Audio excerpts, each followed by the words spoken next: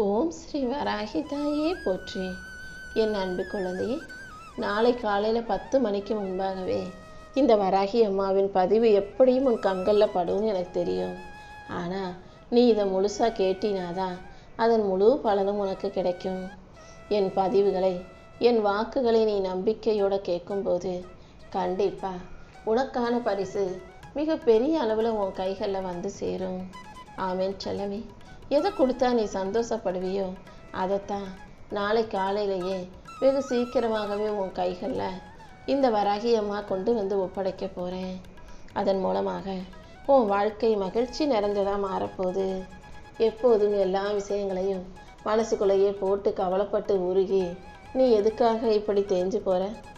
முதல்ல ஒரு விஷயத்தை தெளிவாக புரிஞ்சுக்கோ. மனசில் கவலையும் வருத்தமும் இருந்துச்சுன்னா அது உன் உடம்பை பாதியாக குறைச்சிடும், இல்லைன்னா 2 மடங்காக அதிகப்படுத்திடும்.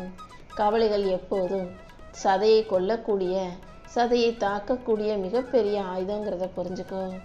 உன் உடம்பு நல்லா இருக்கணும், நீ நிம்மதியாக இருக்கணும்னு நினச்சினா முடிஞ்ச அளவுக்கு எதையும் யோசித்து கவலைப்படாமல் மனசை நிம்மதியாக மகிழ்ச்சியாக வச்சுக்கணுமே செல்லவே.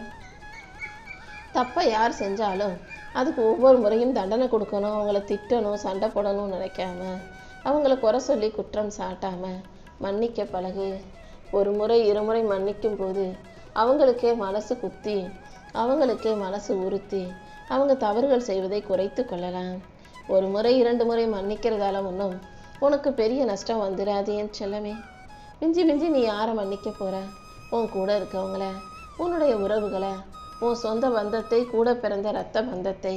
அவ்வளவுதானே. ஒரு 2 முறை விட்டு கொடுத்து பாரு. அவங்க திருந்தலை மாற்றலைங்கிற போது அப்புறமா நீ வேற யோசிக்கலாம். யாரா இருந்தாலும் எல்லாரிடமும் அன்பா பாசமா அமைதியாக நீ மனசு விட்டு பேசும்போது உன் வாழ்க்கை அழகாக இருக்கும் என் செல்லமே. உனக்கான நல்லதையெல்லாம் இந்த வராகி அம்மா நடத்தி கொடுக்குறேன்.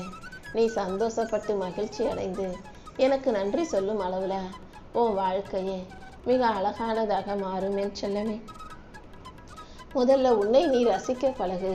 நீ அழகாக இருக்க, நீ தகுதியாக இருக்க, திறமைசாலியாக இருக்க, உன்னால் வெற்றி பெற முடியுன்ற அந்த பார்வையோட, அந்த கண்ணோட்டத்தோட உன்னை நீ ரசிக்கணும்.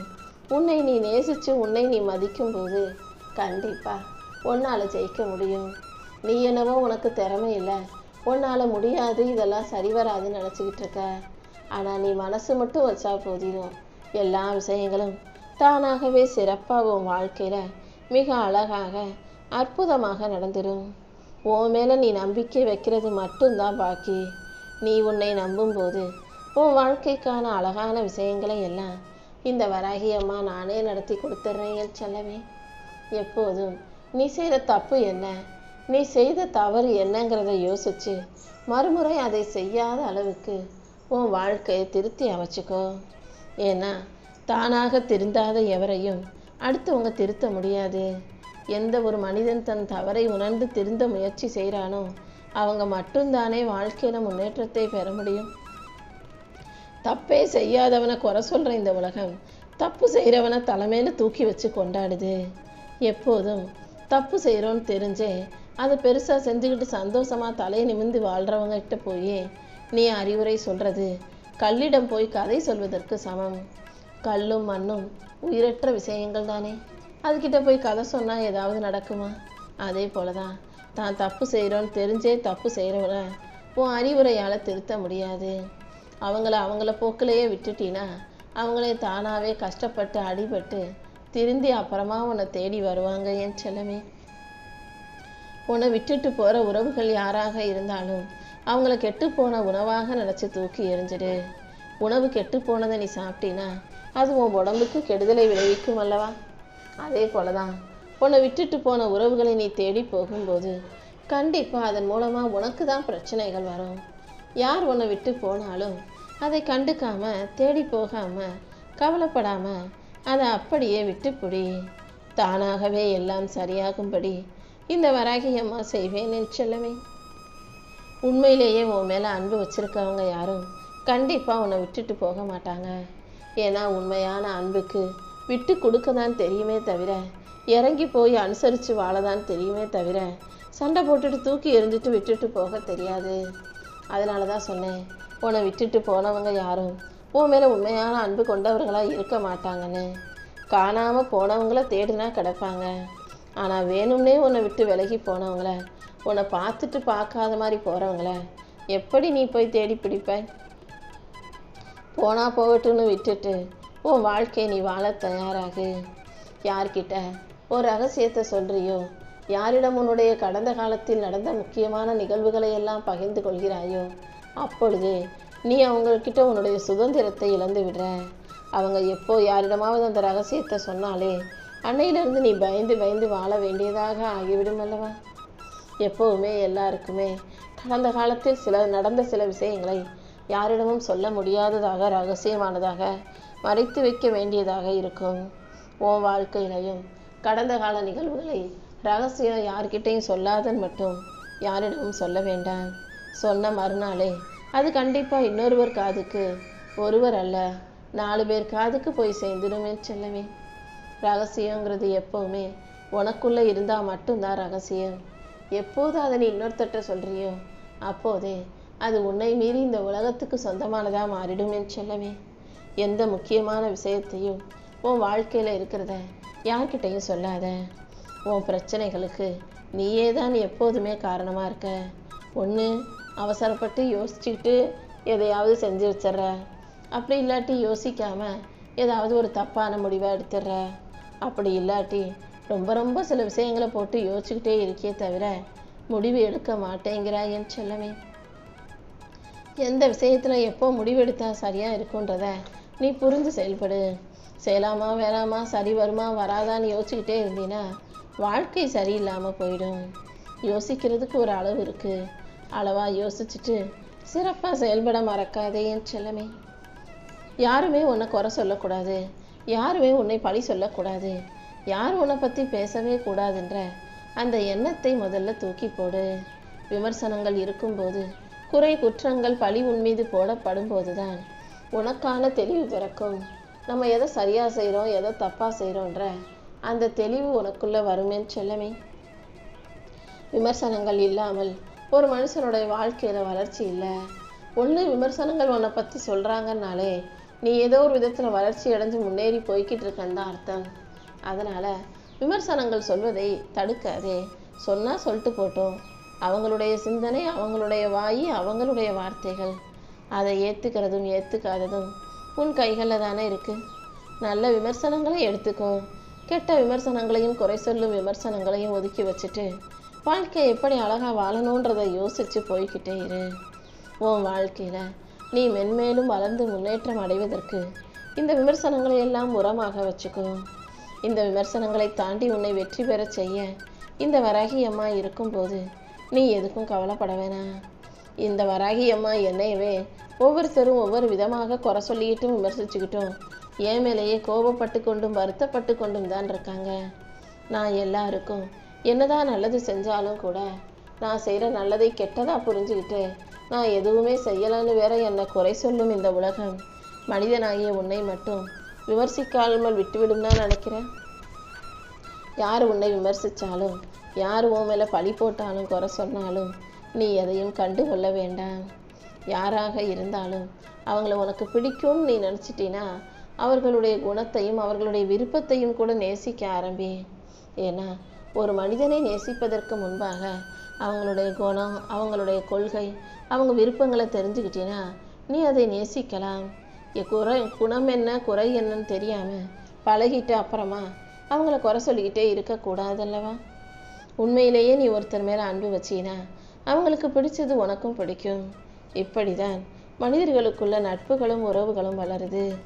நீ தோற்று போகிறதுக்கெல்லாம் துவண்டு போகாதே. தோல்வி வந்தால் வரட்டும். தோல்வியை தாண்டி அடுத்த முறை நான் வெற்றியை பெறுவேன்ற அந்த உறுதியும் வைராக்கியமும் உனக்குள்ளே இருக்கட்டுமே செல்லமே.